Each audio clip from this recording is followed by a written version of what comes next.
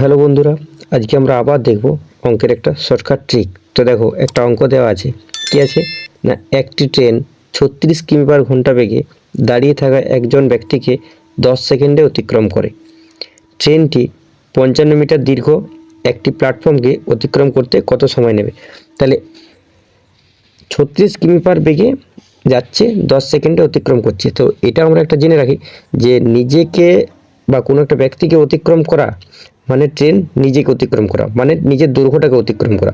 তাহলে এইখানে কি বলেছে যে 36 কিমি/বেগে যাচ্ছে, তাহলে 36 কিমি/আওয়ার্স।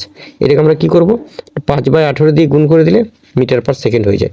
তাহলে 36 × 5/18, তাহলে 18 দুগুণে 36, 5 দুগুণে 10 কি না মিটার/সেকেন্ড।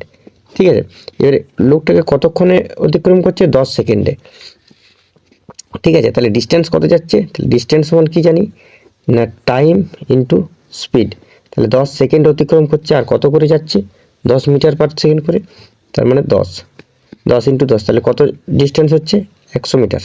ঠিক আছে, এরপরে বলেছে ওই ট্রেনটাই 55 মিটার দীর্ঘ প্ল্যাটফর্মকে অতিক্রম করতে কত সময় নেবে?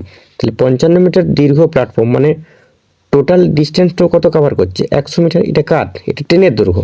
তাহলে আরও 55 মিটার প্ল্যাটফর্ম, তার মানে দুটো যোগ হয়ে যাবে। তাহলে টোটাল কত হয়ে যাবে?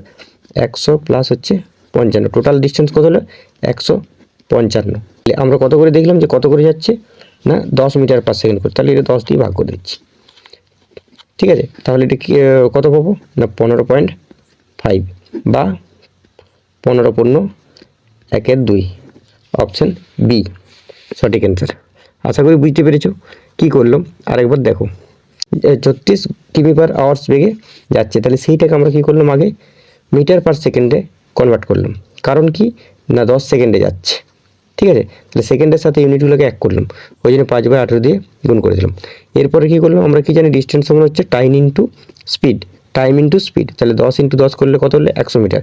এই 100 মিটার ও 10 সেকেন্ডে অতিক্রম করছে, মানে নিজের দৈর্ঘ্যটাকেই অতিক্রম করছে। তাহলে তার দৈর্ঘ্য কত? ট্রেনটার দৈর্ঘ্য হচ্ছে 100 মিটার।